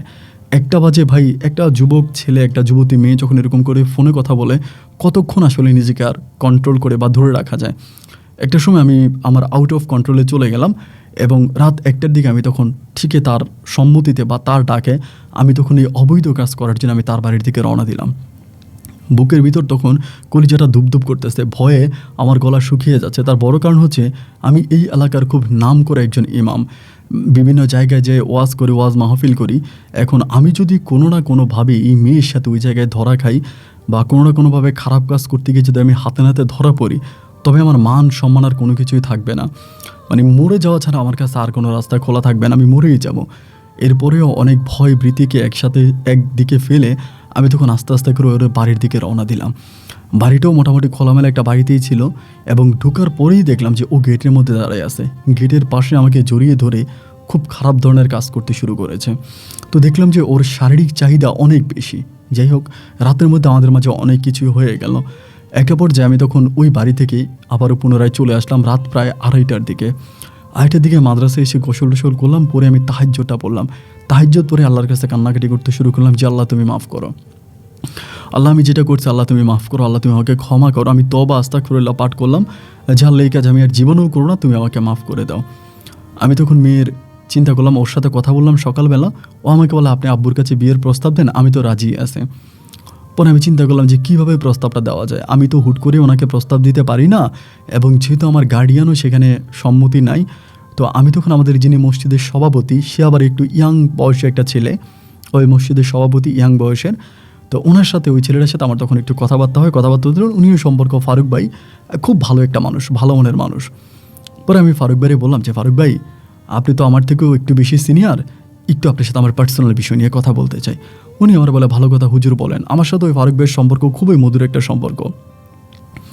পরে আমি বললাম যে ফারুক ভাই এই ঘটনা, আমার পরিবার থেকে আমার জন্য অনেক জায়গায় মেয়ে দেখা হয়েছে, বাট কোথাও আমার পছন্দ হয় নাই দেখে আমার পরিবার আমার উপরে খুব তৃপ্ত, খুব রাগান্বিত। তারা আমার বিয়ের বিষয় নিয়ে আর কোনো কথা বলতে রাজি নেই। হঠাৎ করে সেক্রেটারি সাহেবের মেয়ে জান্নাত, বড় মেয়ে জান্নাতটাকে দেখে আমার খুব পছন্দ হয়েছে এবং মেয়েটার সাথে আমার কথাবার্তাও হচ্ছে, আমি মেয়েটাকে বিয়ে করতে চাই। এখন আপনি যদি এই বিষয়ে একটু ইয়ের সাথে কথাবার্তা বলেন, যদি সেক্রেটারির সাথে কথাবার্তা বলেন। তো ওই যে আমি যে সভাপতিরে বললাম, ওই সভাপতিও কিন্তু বিয়ে করে নাই, তিনিও বিয়ে করে নাই, তিনার অনেক বয়স হয়েছে, তিনিও বিয়ে করে নাই। তো এটা বলার পরে তিনি আমাকে বলে আপনি কি বলেন এটা? আচ্ছা ঠিক আছে, সমস্যা নাই, আমি সেক্রেটারি সাহেবের সাথে কথা বলে আমি এটা আপনাকে জানাই দিব। সেক্রেটারি সাহেবের সাথে কথা বলে আমি এটা আপনাকে জানাই দিব, আপনি এটা কোনো মানে আপনি এটা নিয়ে কোনো টেনশন করেন না। ঠিক আছে, আমি সেক্রেটারি সাহেবের সাথে কথা বলবো। আমি ঠিক আছে, তাহলে আপনি কথা বলেন, কথা বললে বিষয়টা খুব সুন্দর হবে। তো ওনার সাথে কথাবার্তা বলে আমি তখন রাতের বেলায় ঘুমাইছি। আমি আমার মতো করে ঘুমিয়ে গেলাম। জান্নাতের সাথে ফোনে কথাবার্তা বললাম অনেকক্ষণ। কথাবার্তা বলে আমি ঘুমাইলাম। সকালবেলা আমি উঠে তাহাজ্জুদ পড়লাম। তাহাজ্জুদের পরে ফজরের আজান দিলাম এবং মুসল্লিরা আস্তে আস্তে আসতেছে। আমি তখন নিয়ত বাঁধার জন্য যাব, মানে কাতারে যাব, সামনে কাতারে যাব, নিয়ত বাঁধবো। এমন সময় হঠাৎ করে পিছন থেকে সভাপতি আমাকে বলে যে সেক্রেটারি সাহেবে নামাজ পড়াবে, আপনার হুজুর আজকে নামাজ পড়ার দরকার নাই। হঠাৎ করে যে সভাপতিকে আমি গতকালকে জান্নাতের বিষয়ে বলেছিলাম, ইনার সাথে আমার সম্পর্কটা খুব বন্ধুত্বপূর্ণ একটা সম্পর্ক ছিল, খুবই ভালো একটা সম্পর্ক, এবং তিনি একজন রাজনীতিবিদও বটে, ওই এলাকাতে খুবই প্রভাবশালী একজন নেতা, সরকারি দলের নেতা। পরে আমারে বলে যে আপনি নামাজ পড়াতে হবে না, আমাদের সেক্রেটারি নামাজ পড়াবে। সেক্রেটারি সাহেব যথারীতি মানে আমার জায়গায় দাঁড়িয়ে ফজরটা পড়াইলো। ফজরটা পড়ানোর পরে তিনি আমাকে বললো যে হুজুর এখন তো কোনো লোকজন নাই, 10টার দিকে মসজিদের সামনে একটা দরবার আছে, দরবারে আপনি থাকেন। সভাপতি বলতেছে ফারুক ভাই। যে ফারুক ভাই এটা কি বলেন? দরবার কিসের দরবার, কার নামে দরবার? বলে আপনি থাকেন, আপনি থাকলেই বুঝতে পারবেন। এই কথা বলে তিনি তখন চলে গেল। তিনার মোবাইলে আমি বারবার কল দিচ্ছি, পরে মোবাইলটা দেখি বন্ধ। 8টার দিকে কল দিচ্ছি, 9টার দিকে কল দিচ্ছি, নাম্বার বন্ধ। আমি সেক্রেটারি সাহেবকে কল দিলাম। সেক্রেটারি সাহেব বলে আমি তো কিছু জানি না, উনি জানে কী বিষয়ে দরবার বা কী আসল বিষয়টা আমি জানি না। আমার কলিজা কিন্তু তখন পানি না। আমি কিন্তু ভয়ে আর জান্নাতকেও ফোন দিতেছি না। জান্নাত আমাকে বারবার ফোন দিতেছে, আমি ওর ফোনও আর রিসিভ করতেছি না, কারণ ভিতরে ভয়টা কাজ করতেছে দরবারটা কিসের। এবং আমি তো অবশ্যই বুঝে গেছি, যেহেতু আমি ওনাকে এই বিষয়টা জানাই দিছি, তাহলে হয়তো এইসব বিষয়ের উপরেই কোনো একটা দরবার কারবার হবে, সেটাই সম্ভবত কিছু একটা। ভয়ের মধ্যে তখন আছি। যাই হোক, একটা পর্যায়ে 10টার দিকে সবাই আসলো। আসার পরে সভাপতিও বসলো এবং দেখলাম যে গ্রামের আশেপাশের সমস্ত এলাকার লোকজন এই জায়গায় এক জায়গায় জড়িত হয়ে গেছে। তা জড়িত হয়ে যাওয়ার পরে আমাকে তখন বলতেছে যে আপনি তো একজন হাফেজ মানুষ, আপনি কোরআনে হাফেজ, দিনদার একজন আলেম, আমাদের মসজিদে অনেক বছর আপনি ইমামতি করতেছেন, আপনি বিয়ে করেন না কেন? এই কথা আমাকে সভাপতি বলতেছে, মানে ফারুক ভাই, যে ফারুক ভাইকে আমি গতকালকে জান্নাতের বিষয় জানাইলাম। আমি তখন বললাম যে ভাই আমি তো আপনাকে গতকালকে বললামই বলে আপনি গতকালকে কি বলেছেন এটা বিষয় না, গতকালকে রাতে আমরা একটা মেয়েকে ধরলাম, এই মেয়ে সিএনজি দিয়ে যাচ্ছে, সে নাকি আপনার সাথে রিলেশন আছে, আপনার মাদ্রাসায় আসছে এবং আপনি তার সাথে অবৈধ সম্পর্ক করেছেন। আমি তো শুনে আসমান থেকে বললাম, কী বলেন ফারুক ভাই, গতকালকে রাতে তো আমি ঘুমাইছিলাম, আমি তো এই ধরনের কোনো কিছু করি নাই। এইটা বলা মাত্রই হঠাৎ করে ফারুক ভাইয়ের সাথে একটা ছেলে উঠলো, উঠে আমাকে এলোপাতারি থাপ্পড় দিতে শুরু করলো, একদম দুই গালে। কিন্তু আমাকে যে মারতেছে, গ্রামের সবগুলো মানুষ তখন একদম চুপ, কেউ কোনো কথা বলে না। এবং মাইরে একটা পর্যায়ে তারা জুতার মালাও রেডি করে ফেলছে যে আপনি আলেম জাতির কলঙ্ক, আপনি একজন আলেম মানুষ, আপনার এই জাতির কলঙ্ক, ঠিক আছে, আপনি যদি ভালোই হয়ে থাকেন, আপনি যদি কোনো কিছু নাই করেন, তাহলে আপনি কোরআন শরীফ মাথায় দিয়ে বলেন যে আপনি এই পর্যন্ত কোনো মেয়ের সাথে কোনো রকমের শারীরিক সম্পর্ক করেন নাই। আপনি কোরআন মাথায় নিয়ে বলেন, বিয়ে ছাড়া আপনি কোনো জিনা করেন না, আপনি কোরআন মাথায় নেন। যেহেতু আমি কোরআনটা মাথায় নিতে পারতেছি না ওই মুহূর্তে, কারণ তখন তো আমার জান্নাতের সাথে একটা সম্পর্ক হয়ে গেছে। জান্নাতের সাথে একটা সম্পর্ক যদি আমার হয়ে গেছে, তাহলে তো আমি আর এখানে কোরআন মাথায় নিতে পারি না। আমি তখন বললাম, জি এটা আপনি কি বলেন, আমি এটা পারবো না। এই পারবো না বলাতেই তখন পুরো গ্রামবাসী খেপে গেল, আরে কি আমরা কার পিছনে এত অবশ্য নামাজ পড়লাম, যে কিনা জিনা করছে, একজন জিনা করে পিছনে আমরা নামাজ পড়ছি। ভাই আমাকে আমার সাদা পাঞ্জাবিটা পুরো রক্ত বরণ করে ফেলছে, আমাকে এত মারা মারছে, আমার মোবাইল টোবাইল সব কিছু ভেঙে আমাকে মেরে আমাকে হসপিটালে ভর্তি করানো হয়েছে। হসপিটাল থেকে আমার আব্বা আম্মা আমাকে সুস্থ সবল করে আমাকে তখন বাড়িতে নিয়ে গেল। বাড়িতে নিয়ে যাওয়ার পরে আমার তখন আর জান্নাতের সাথে কোনো যোগাযোগ নাই। আমি তখন একটা মোবাইল ফোন কিনলাম, জান্নাতের নাম্বারটা আমার মুখস্থ আছে। একটা মোবাইল ফোন কিনে আমি তখন জান্নাতের নাম্বারে কল দিলাম পরে জান্নাত কলটা একটা কলে রিসিভ করতে, বলে কে? আমি বললাম জান্নাত, আমি কায়ুম। পরে আমাকে বলতেছে আপনি কি পাগল না মানুষ? আমি বললাম কী হয়েছে? বলে আপনাকে আমি এতগুলো ফোন দিলাম ওই দিন যেদিন আপনার দরবার, আপনি ফোন ধরলেন না কেন? আমি বললাম তুমি এখন কোথায় আছো? ও বলে আমি ঢাকাতে আছি। আমি বললাম তো তুমি আমার ফোন ধরবো মানে আমি তো বুঝতে পারতেছিলাম না, হঠাৎ করে সভাপতি। ও বলে আপনি কি জানেন সভাপতি কি করছে? আমি যে না আমি তো জানি না কী করছে। সে আমাকে বলে এই সভাপতি, আপনাদের মসজিদের সভাপতি, সে আজকে প্রায় 5 বৎসরেরও বেশি সময় ধরে আমার পিছনে ঘুরতেছে। আমাকে বিয়ে করার জন্য আমার আব্বার কাছে বারবার বিয়ের প্রস্তাব দিছে, আমার আব্বা রাজি হয় না, তিনি আমাকে বিয়ে করতে চায়। সে রাজনীতি করে, একটু অন্য স্বভাবী লোক, এবং সে এলাকাতে প্রভাব খাটিয়ে ক্ষমতা দেখিয়ে মসজিদের সভাপতির পদটা দখল করে আছে। তো মূলত সেই সভাপতির যোগ্যই না। তো এই লোকটা, যে লোকটা আমারই এইভাবে পছন্দ করে, আমাকে যে বিয়ে করার জন্য আজকে 5টা বছর মরিয়া হয়ে আছে, সেই লোকটার কাছে আপনি আমার বিয়ের প্রস্তাব দিয়েছেন। আপনি কি বুঝতেছেন আপনি কোন জায়গায় আগুন লাগাইছেন? বললাম আমি তো আসলে তখন বুঝতে পারি নাই, কিন্তু যখন বুঝলাম তখন তো অনেক লেট হয়ে গেছে। ও আমাকে বলে চরম লেভেলের বোকামি আপনি করছেন, এর চেয়েও বড় বোকামি আর হতে পারে না। আমি বললাম তুমি এখন বলে আমি ঢাকাতে আছি।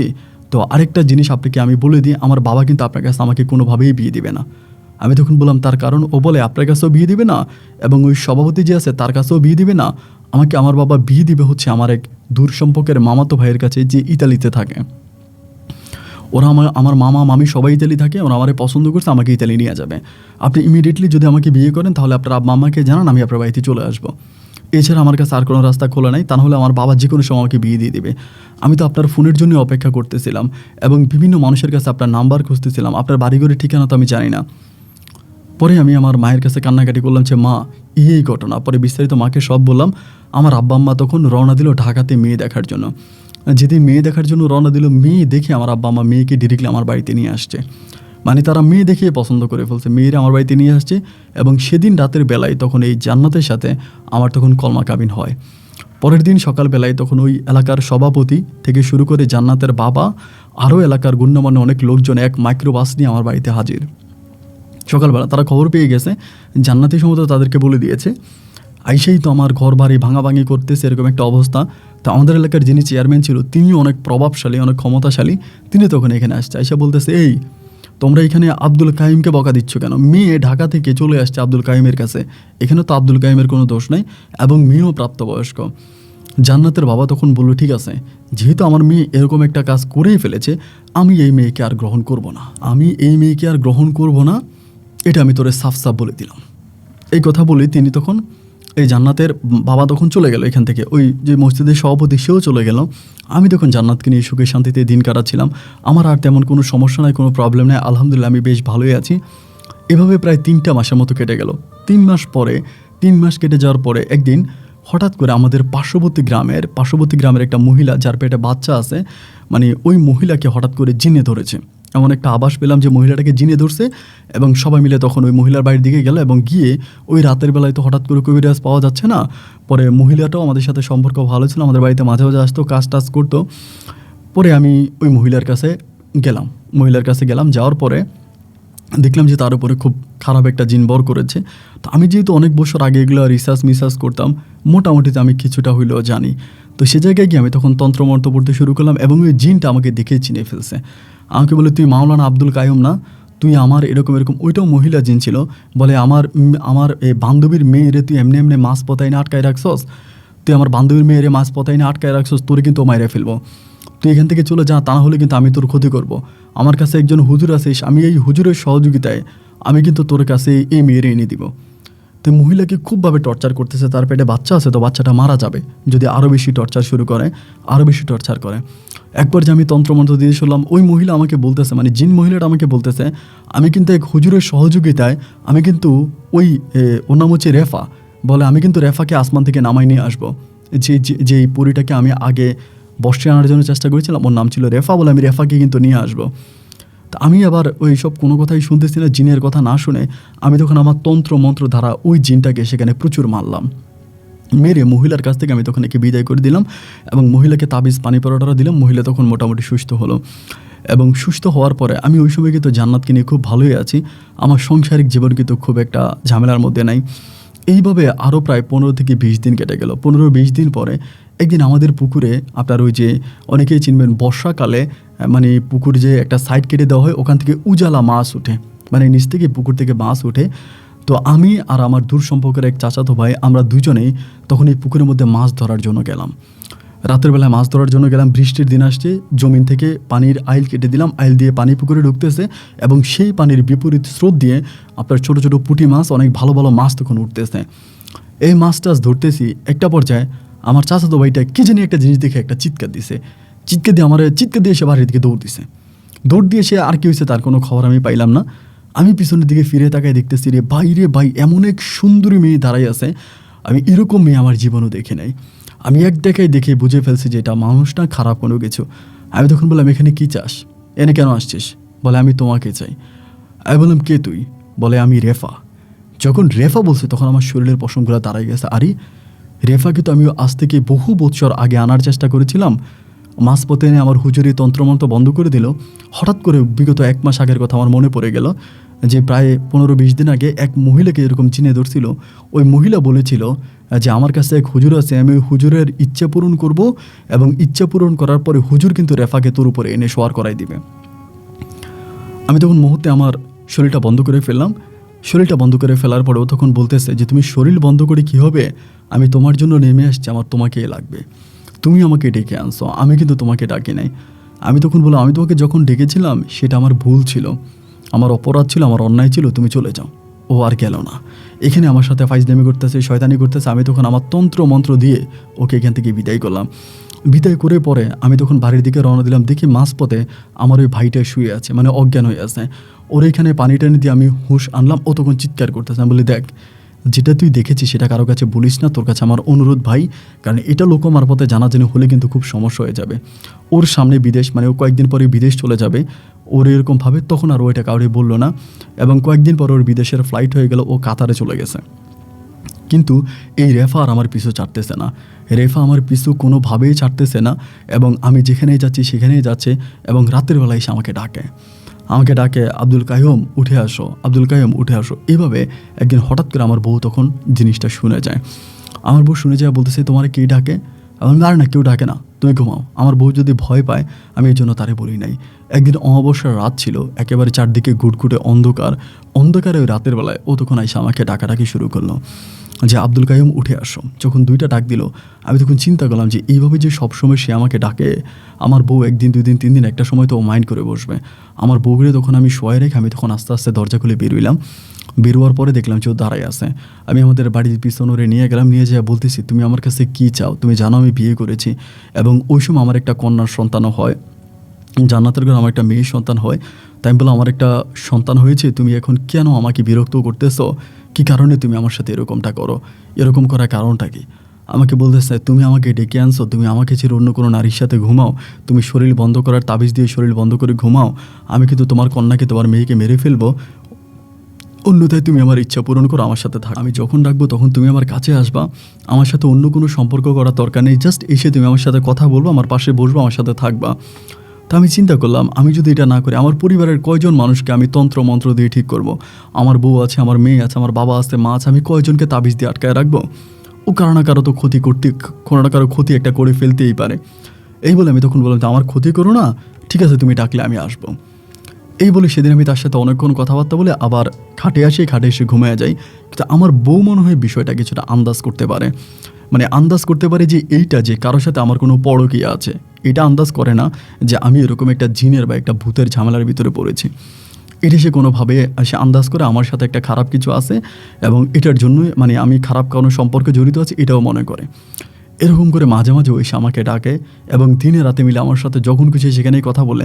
আমার বউ তখন পরিপূর্ণভাবে বুঝে যায় যে আমার কারো না কারোর সাথে একটা অবৈধ সম্পর্ক আছে।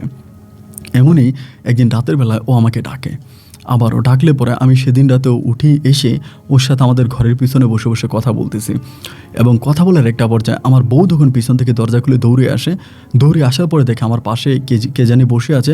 আমার বউ তখন বলে, আপনি এখানে, আপনার পাশে কে?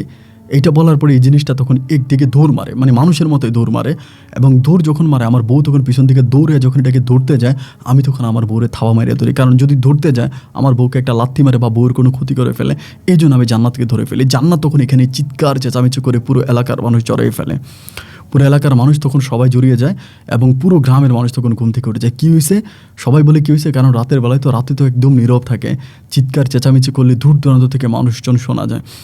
এরকম তখন সবাই চলে আসে, কী হয়েছে? জান্নাত সবার কাছে চিৎকার করে বলতেছে, এমন এমন ঘটনা, উনি এক মেয়েকে নিয়ে এখানে বসেছিল, আমি এসে হাতে নাতে দৌড়ছি। তো আমি একজন আলেম মানুষ, একদম তখন আমি মসজিদে ইমামতি করি না, ঠিক আছে, কিন্তু আমি তো মসজিদে যাই, নামাজ পড়ি বা আমার মুখ ভর্তি দাঁড়ি, আমার তখন মান সম্মান আর কিছুই রইল না, আমি খুব অপমানিত হয়ে গেলাম। সবার কাছেও আমাকে তখন খুব কটাক্ষ করে ছোটো করে কথা বলতে শুরু করলো। আমি বললাম, জান্নাত তুমি চুপ করো, আমার কথাটা শোনো। ও আমার কোনো কথাই শুনলো না, ঘরের মধ্যে গিয়েও তার ব্যাগপত্র সব কিছু রেডি করে ফেললো। আমি তখন বললাম, জান্নাত তুমি যেটাকে দেখেছো এটা একটা পরী ছিল, একটা পরী। ও আমার বলে, ও আচ্ছা, এখন পরীর গল্প শোনাচ্ছ আমাকে, তুমি আমাকে পরীর গল্প শোনাচ্ছ? সকালে সূর্য ওঠার সাথে সাথে জান্নাত তখন তার মেয়েকে নিয়ে চলে যাবে। আমি তখন বললাম, জান্নাত তোমার কাছে আমার অনুরোধ, তুমি যেও না, তুমি আমাকে এভাবে অপবাদ দিয়ে যায় না, তুমি থাকো। আমি ওকে রাখতে পারলাম না, ও রাগ করে আমার মেয়েটাকে নিয়ে ওর বাপের বাড়িতে চলে গেল। যে বাবা ওকে আমার বাড়িতে ত্যায্য করার ঘোষণা দিল, এত কিছু করলো, সেই বাবাই আবার তার মেয়েকে গ্রহণ করে নিল। জান্নাত আমার মেয়েটাকে নিয়ে তার বাড়িতে উঠলো এবং বাড়িতে উঠার কিছুদিনের মাথায় আমাকে ডিভোর্স করে দিল, আমার বাড়িতে ডিভোর্স লেটার পাঠিয়ে দিল। এরই মাঝে জান্নাতকে আনার জন্য আমি আমার সর্বোচ্চ চেষ্টাটুকু করেছি, কীভাবে ওকে আনা যায়, ওকে আমি নিয়ে আসবো, অনেক চেষ্টা করেছি, আমি জান্নাতকে আনতে পারি না, ও আমাকে ডিভোর্স করে দিল। ডিভোর্স লেটারটা হাতে পাওয়ার পর চোখের পানি ধরে রাখতে পারলাম না, এটা আমার সাথে কী হলো। এরপরে এই পরী আমাকে ডিস্টার্ব করে যাচ্ছে, এইভাবে আমাকে ডিস্টার্ব করে যাচ্ছে। তো আমার এই পরীর উপর আমার একটা রাগ কাজ করে, একটা ক্ষোভ কাজ করেছে, আমি ওর সাথে অবৈধ সম্পর্ক করব। যেহেতু আমার জীবন নষ্ট করেছে, আমার মেয়েটারে, আমার বাচ্চাটা আমার কাছ থেকে নিয়েছে, বউটা আমার কাছ থেকে নিয়েছে, একদিন আমি ওর সাথে ইচ্ছা করে আমার সাথে শারীরিক সম্পর্কে লিপ্ত হয়ে আমার ঘরের মধ্যেই, এবং সেদিন আমি প্রচুর তৃপ্তি পাই, মানে আমার অনেক শারীরিক সম্পর্কটা অনেক ভালো লাগার একটা পর্যায়ে সেদিন থেকে আমি হঠাৎ করে পরিকল্পনা করে বসে যে আমি এই পরীর সাথেই সারা জীবন থাকবো, কারণ যে তৃপ্তি, যে ভালোবাসা এই পরী আমাকে দিয়েছে, এটা আমি আমার বিবাহিত বউ জান্নাতের কাছে পাই নাই। যে পরীর উপরে প্রতিশোধ নেওয়ার জন্য আমি এই কাজটা করলাম, অথচ সেই পরীকে আমার তখন ভালো লেগে গেল। আমি তখন ভাবলাম যে আমি তারে নিয়ে সংসার করব এবং তার সাথেই থাকবো। তো এইভাবে তারে আনি, আমার ঘরে আনি, এনে মাঝে মাঝে তার সাথে এগুলো করি। আমার বাবা মাও তেমন কিছু বুঝে না, বাট এলাকার মানুষ তখন খারাপ বলতেছে। আমার মা তখন বলে, একটা কাজ কর, যেহেতু তোর বউয়ের ডিভোর্স তোকে করেই দিয়েছে, তুই আর একটা বিয়ে কর। আমি তখন বললাম, মা আমি আর বিয়ে করব না। আমি তখন এই বিষয়টা আমি তখন রেফাকে জানালাম। রেফাকে বললাম যে, রেফা, আমার পরিবার তো আমাকে বিয়ে করানোর জন্য চাপ দিয়েছে, আমি এখন কি করব? ও আমাকে বলে, না, তুমি কাউকে বিয়ে করলে আমি এটা সহ্য করব না। ও তখন আমাকে খুব পছন্দ করে, যে তুমি কাউকে বিয়ে করলে আমি এটা সহ্য করব না, এটা আমি কখনোই মেনে নিব না। আমি তখন বললাম যে, রেফা দেখো, আমি কি করব, আমার পরিবার যদি আমাকে এটা করায় তাহলে তো আমার কিছু করার নাই। ও আমাকে বলে, না, আমি এটা কখনোই মানব না, আমি তোমার আব্বা আমাকে মেরে ফেলবো, এমনভাবে আমাকে ধমক দেয়। এদিক দিয়ে আমি আমার আব্বা আম্মাকে বুঝাইতে পারতেছি না। পরে আমি রেফারে বললাম, আমি তোমার সাথেই থাকবো, তুমি যখন যা বলবা তাই করবো, কিন্তু আমি অ্যাটলিস্ট বিয়েটা করি। ও আমাকে বলে যে না, তুমি বিয়ে করতে পারবা না, আমি তোমাকে বিয়ে করতে দিব না, এবং খুবভাবে আমাকে ধমকাধমকি করে। একবার যে আমাকে হঠাৎ করে কিছুদিন পরে, প্রায় 8-10 দিন পরে আমাকে একটা প্রস্তাব দিল। হাফেজা খাতুন নামক একজন মহিলা আছে, যার বয়স প্রায় 55 বৎসরের কাছাকাছি। এই মহিলাটা খুবই খারাপ প্রকৃতির একটা মহিলা, খুবই খারাপ। এক কথায় বলতে গেলে তিনার সারাটা জীবন তিনি যৌনপল্লীতে কাটাইছে, দেহ ব্যবসায় ছিল জড়িত, এবং তাকে অনেকবার পুলিশে ধরেছে। এখন সে মাদক ব্যবসা করে, মাদক ব্যবসার সাথে জড়িত। আমার পরি আমাকে বলে, তুমি ওকে বিয়ে করো, যদি ওকে বিয়ে করো তাহলে তুমি আমাকে পাবা। আমি তখন বললাম কিভাবে? ও বলে, তুমি যদি ওকে বিয়ে করো তাহলে আমি ওর ভিতরে ঢুকতে পারবো। আমি তখন বললাম, তুমি ওর ভিতরে ঢুকতে পারবা, অন্য কারো ভিতরে ঢুকতে পারবা না কেন? বলে, আমি ওর ভিতরে ঢুকতে পারবো, ওর সাথে কিছু কথাবার্তা আছে যেগুলো আমি এখানে বলতে চাই না, ওই জিনিসের নাকি ওর সাথে মিল আছে, যার জন্য ওই মহিলার ভিতরে ঢুকতে পারবে। আমি তখন বললাম যে আমার বয়স এত কম, আমি এত কম বয়স্ক একজন আলেম মানুষ, আমি 55 বছরের একটা মহিলাকে বিয়ে করব, এটা কি করে সম্ভব? সে আমাকে তখন বলে যে তুমি মহিলাটাকে বিয়ে করো। আমি বললাম, এই মহিলা খারাপ, তার নামে পুরো এলাকাতে বদনাম, তার সবাই চিনে, ভীষণ খারাপ প্রকৃতির একটা মহিলা। এই মহিলাকে বিয়ে করলে তো আমার মান সম্মান থাকবে না, তুমি এটা আমাকে বলো না। রেফা আমাকে বললো, তুমি ওকে বিয়ে করলে আমার সাথে এখন শুধুমাত্র আমার সেটুটার সাথে সম্পর্ক করে তুমি যে শান্তি পাও, ওই মহিলাটাকে বিয়ে করলে ওই মহিলার ভিতরে আমি যখন ঢুকবো তখন তুমি অন্য কাউকে দেখতে পাবা, ওই মহিলাকে দেখতে পাবা না। 55 বছরের ওই মহিলাটা তোমার সাথে শারীরিক সম্পর্ক করবে না, আমার মতো যুবতী তরুণী রেফাই তোমার সাথে শারীরিক সম্পর্ক করবে, এবং আমি নিজেকে ওভাবেই মহিলার ভিতরে প্রেজেন্ট করব। আমার ভিতর তখন লালসা ঢুকে গেল যে ঠিক আছে, আমি ওই মহিলাকে বিয়ে করব। একটা পর্যায়ে আমি তখন আমার পরিবারকে জানাইলাম, আমার আব্বা আম্মা তো আমাকে মেরে ফেলার উপক্রম হয়েছে। যে মহিলা মাদক ব্যবসা করে, দেহ ব্যবসা করে ধরা খেয়েছে, এবং সে এত খারাপ একটা মহিলা, আমি তাকে বিয়ে করব কেন? আমি তখন বললাম যে আমি তাকে বিয়ে করে তাকে ভালো করব। আব্বা আম্মার কোনো কথাই আমি শুনলাম না। আমি তখন সেই এলাকার মেম্বারের সাথে কথাবার্তা বলে সম্পূর্ণ নিজের ইচ্ছায় আমি তখন এই হাফেজা খাতুনকে বিয়ে করতে সক্ষম হই। এলাকার লোকজনকে ধরে পরে সবাইকে জানিয়ে শুনিয়ে হাফেজা খাতুন আমার কাছে বিয়ে বসতে রাজি হয়। তার বয়স 55, তারপরও সে রাজি হয়। রাজি হওয়ার পর আমি তাকে বিয়ে করি। বিয়ে করে যেদিন আমি আসি, ওই দিন আমার বাবা মা ডিরেক্টলি আমাকে বলে যে তুই আমাদের সন্তান না, আমাদের ঘর থেকে তুই বেরিয়ে যা, আমরা তোকে ঘরে জায়গা দিব না। তুই বিয়ে করার পরে পরকীয়া সম্পর্কে লিপ্ত হলি, এবং পরকীয়া করার পরে এখন তুই আবার হাফেজা খাতুন নামক 55 বছরের বয়স্ক এক বুড়িকে তুই বিয়ে করে আমার বাড়িতে নিয়ে আসছিস। তুই আমার সন্তান না, তুই আমার বাড়ি থেকে বেরিয়ে যা। আব্বাকে আমি আর কোনোভাবেই ঠিক করতে পারলাম না। আব্বা আমাকে বাড়ি থেকে বের করে দিবে, আমাকে বাড়ি থেকে বের করেই দিবে। একটা পর্যায়ে বাবা আমাকে আর এই হাফেজাকে বাড়ি থেকে বের করে দিল। পরে আমি তখন রেফার সাথে কথা বলতেছি। রেফা আমারে বলে, তুমি চিন্তা করো না, তোমার খাবার দাবার যা লাগে, সোনাগয়না যা লাগে সবই আমি দিব, তোমার টেনশনের কোনো কারণ নাই। এরপরে আমি তখন রংপুর শহরের মধ্যে একটা নির্জন জায়গায় মোটামুটি একটা ভালো পরিবেশ, আমি তখন একটা বাসা ভাড়া করি। বাসা ভাড়া করে আমি হাফেজাকে নিয়ে আমি ঘুমাই, এবং যখনই আমি হাফেজাকে নিয়ে ঘুমাই, হাফেজার ভিতরে তখনই এসে আমার এই রেফা ভর করে, এবং রেফা যখন ভর করে আমার যেই শারীরিক সম্পর্ক হয় আমি রেফার সাথেই করি। শুধু বডিটা থাকে হাফেজার, এবং সেই বডিটাও খুব সুন্দর একটা সেটির মতো থাকে। এইভাবে প্রতিটা রাত কাটতেছে। আমি কোনো কামাই রুজি করি না, কোনো ইনকাম করি না। আমার খাবার দাবার যত যা লাগে সব কিছু আমাকে রেফা দিচ্ছে। রেফা আমাকে খাবার দিয়ে যাচ্ছে, আমাকে অর্থ সম্পদ দিচ্ছে, বা সমস্ত কিছু আমি ওর কাছ থেকে নিচ্ছি। নিয়ে আমি খুব সুন্দর করে আমার বউর সাথে আমি শারীরিক সম্পর্ক করি। রেফা আমাকে মাঝে মাঝে স্বর্ণের ইটা ওইটা দিয়ে আমি এগুলো বিক্রি করি, এবং ওগুলো বিক্রি করে আমি চলতেছি। এবং আমার বউ হাফেজার ভিতরেও কোনো রকমের অনুভূতি নাই যে ওর সাথে আমার শারীরিক সম্পর্ক হয় কি হয় না, এবং ওকে সম্পূর্ণভাবে হচ্ছে ওর যে জ্ঞান আছে, বুদ্ধি আছে, এটাকে কবজার করে রেখেছে হচ্ছে রেপা, রেপা এই হাফেজাকে এরকম করে কবজার করে রেখেছে। যাই হোক, এমন করে সময়গুলো সামনের দিকে কাটতে একটা পর্যায়ে আমি যে প্রতিটা রাতে এই ধরনের সম্পর্কগুলো করি, আমি শারীরিকভাবে অনেকটা দুর্বল হয়ে গেছি। আমি আর নিজেকে ধরে রাখতে পারি না। আমাকে তখন এই রেফা কি জানি আনে, কি ধরনের ফল এটা খাওয়াই। ফলগুলো খাওয়ার পর আমার শরীরে এক ধরনের উত্তেজনা কাজ করে। এরকম করে বেশ কিছুদিন বলতে বেশ কিছু বৎসর, প্রায় 2-2.5 বৎসরের মতো কেটে গেল। একটা সময় আমি অনেকটাই অসুস্থ হয়ে গেলাম। তখন আর আমার এই শারীরিক সম্পর্কের প্রতি আর কোনো ফিলিংস আসতেছে না। কিন্তু রেফার ওই চাহিদা আমি তখন পূরণ করতে পারি না, এবং রেফার চাহিদা পূরণ করতে না পারার কারণে রেফা তখন আমার উপরে উগ্র মেজাজি হয়ে ওঠে। আমাকে প্রতিদিনে মারে, এবং আমাকে যখন ওই ফলটা খেতে বলে আমি ওই ফলটা খাই না। ফলটা খাইলে পরে আমার ভিতরে উত্তেজনা কাজ করে, কিন্তু শারীরিক শক্তিটা আমার আসে না। এবং শারীরিক শক্তিটা না আসার কারণে রাতের বেলায় যদি আমার রেফার সাথে কোনো কিছুই হয়, দিনের বেলায় আমি আমার শরীর লাড়তে পারি না। আমি তখন মানসিকভাবে অনেকটা ভেঙে পড়ি। এরই মাঝে আমার বাবা মা তখন করলো কি, প্রচুর জায়গা সম্পত্তি যা যা কিছু ছিল এই সব কিছুই আমার ভাইদের নামে ভাগ বন্টন করে দিল, আমার ভাইদেরকে দিয়ে দিল, আমার বোনদেরকে দিয়ে দিল, আমারে কিছুই দিল না। আমার সব কিছু থেকে আমার বাবা বঞ্চিত করলো। এক পর্যায়ে আমি চিন্তা করলাম যেভাবে আমার রেফার সাথে সম্পর্ক হচ্ছে, এভাবে সম্পর্ক হতে গেলে তো আমি একটা সময় আর এগুলো নিতে পারবো না, আমি মারা যাব। এরকমভাবে আমি মারা যাব। এক রাতের বেলায় আমি তখন অজু করে আপনার 2 রাকাত নফল নামাজ পড়ে আমি তখন কোরআনকে সামনে হাজির করে আমি তখন কোরআনকে উল্টা পড়তে শুরু করলাম রেফার ক্ষতি করার জন্য, যে রেফাকে আমি মেরে ফেলবো এবং রেফাকে আমি হত্যা করব, হত্যা করে আমি এটা থেকে মুক্তি নেব, কারণ আমার শরীর তো আর কোলাচ্ছে না। এমন করে যখন আমি তন্ত্রমন্ত্র পড়তে শুরু করলাম, আমার শুধু অতটুকুই মনে আছে যে আমি তন্ত্রমন্ত্র পড়তেছি, এরই মাঝে একটা পর্যায়ে আমার কী হয় আমি জানি না, আমি সেন্সলেস হয়ে পড়ি।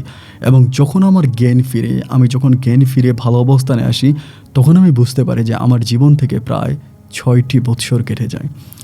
এবং 6টি বৎসর আমার জীবন থেকে কেটে যায়। আমার যে ওয়াইফ ছিল জান্নাত, সে চলে যায়, হাফিজা যে বউ ছিল সে চলে যায়, এবং আমার আব্বা আম্মা এই 6 বৎসরের মাঝে দুজনেই মারা যায়। এবং আমি আমার পাশের বাড়ির এক কাকার কাছে খাচ্ছি, এবং সেখানে এই 6টা বছর আমি সম্পূর্ণ পাগল ছিলাম। পাগল বলতে এতটাই পাগল ছিলাম যে আমি ল্যাংটা হয়ে নাকি রাস্তায় ঘুরতাম, শরীরে কোনো কাপড় চোপড় রাখতে পারি নাই। 6 বছর পর আমি আস্তে আস্তে করে কিছুটা ঠিক হই, কিন্তু ঠিক হওয়ার পরেও এখন পর্যন্ত আমি আমার শরীরে কোনো কাপড় রাখতে পারি না। শরীরে কোনো কাপড় পরলে আমার শরীর চুলকায়, শরীর ব্যথা করে, এবং শরীরে কোনো কাপড়ে আমি লাগাইতে পারি না। এবং দেখা যায় আমি এরকম সাদা কাপড় পেঁচিয়ে তারপরে রাস্তাঘাটে চলাফেরা করি। মানুষ দেখলে কেউ আমাকে পাগল বলে, আমি মাথা কামানো, কেউ দেখলে আমাকে পাগল বলে, আমার সাথে কথা বলতে চায় না। এবং অনেকের কাছে আমি আমার আমার যে বড় ভাই ছিল, বড় ভাই শেষ পর্যন্ত আমি ভালো হওয়ার পর আমাকে বড় ভাই তার ঘরে উঠায়, চাচার ঘর থেকে। বড় ভাইয়ের ঘরে আমি তখন থাকতেছিলাম। তো বড় ভাই বিয়ে করেছে, তার বউ আছে, তার সন্তানাদি তারাও অনেক বড় হয়েছে, তাদের সাথে আমি মিলেমিশে কখনো আছি, কিন্তু বেশিরভাগ সময় আমি ঘরের ভিতরে উলঙ্গ থাকি। বেশিরভাগ সময় উলঙ্গ থাকি। কোনো প্রয়োজনে যদি আমি ঘর থেকে বের হই, তাহলে আমি একটা সাদা কাপড় পেঁচিয়ে বের হই, অন্য কোনো কাপড় আমি শরীরে রাখতে পারি না। অন্য যে কোনো কাপড় শরীরে রাখলে আমার শরীর চুলকায়। এবং আমি অনেক ডাক্তারের কাছে গিয়েছি, অনেক জায়গায় চিকিৎসা করেছি, এর কোনো চিকিৎসা আমি পাই নাই। এবং আমার মন্ত্রে আমি যতটুকু বুঝতে পারলাম যে আমাকে এমন কিছু খাওয়ানো হয়েছে যেটার কারণে আমি শরীরে কোনো কাপড় রাখতে পারি না। এরপর থেকে রেফার আমার কাছে আসেনি, বা রেফার সাথে আমার আর কোনো সম্পর্ক হয়নি। এবং আজ আমার মোটামুটি বয়স হয়েছে, মধ্যবয়স্কের চেয়েও বেশি। আমার বউ যে জান্নাত ছিল, জান্নাতের বিয়ে হয়ে গেছে, অন্য জায়গায় আমার মেয়েটাকে নিয়ে বিয়ে বসছে। এবং আমার বউ যে হাফেজা ছিল, সে আমাকে ছেড়ে চলে গেছে, সে এখনও বেঁচে আছে, কিন্তু অনেক বয়স্ক, অনেক বৃদ্ধ হয়ে গেছে, ওর কাছে আমি খুব একটা যাই না। আমি আমার বড় ভাইয়ের সংসারে এখন পর্যন্ত আসি। বড় ভাইয়ের আমার যে বাতি যারা আছে তারা আমারে খাওয়াই পড়ায়, তারা আমাকে রাখে। রাস্তায় গেলে কেউ আমাকে পাগল বলে, ছাগল বলে। এমন করতে করতে আমার বড় ভাইয়ের বউ আপনার গল্পগুলো শুনে একদিন আমি হঠাৎ করে শুনলাম ভাবির কাছ থেকে, এবং ভাবির কাছ থেকে গল্পগুলো শুনতাম, মাঝে মাঝে আমার কাছে ভালো লাগতো। আমার ভাতিজাকে বলে কিছু টাকা দিয়ে আমি একটা মোবাইল ফোন কিনি শুধু আপনার গল্পগুলো শোনার জন্য। আপনার গল্পগুলো শুনে আমার ভালো লাগে, এবং সেখান থেকে আমি উদ্বুদ্ধ হয়ে আমার জীবনে ঘটে যাওয়া এই মারাত্মক ঘটনাগুলো আপনার সাথে শেয়ার করলাম। আপন ভাই, আমি পৃথিবীতে এখন একজন একটা জিন্দা লাশ হয়ে বেঁচে আছি। আমার প্রাণ আছে, কিন্তু আমি প্রাণের কোনো অস্তিত্ব নাই। আমার শরীর আছে, কিন্তু শরীরের ভিতরে যেন কোনো কিছু নাই। আমি এক জিন্দা লাশ হয়ে দুনিয়াতে বেঁচে আছি। আমার মতো এরকম মাদ্রাসায় পড়ুয়া অনেক ছেলে আছে যারা এই জিনিসগুলোকে রিসার্চ করতে চায়, যারা এই জিনিসগুলোকে আয়ত্তে আনতে চায়।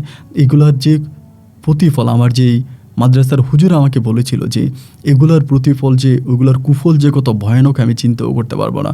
আসলে আমি কখনো চিন্তাও করতে পারি নাই আমার সাজানো ফুলের মতো জীবনটা এমন করে নষ্ট হয়ে যাবে। এই জন্য আপনি আমার গল্পটা প্রচার করার পরে কিছু মানুষ অন্তত এই গল্প থেকে কিছুটা শিখতে পারবে। আপন ভাই, ভালো থাকবেন। আসসালামু আলাইকুম।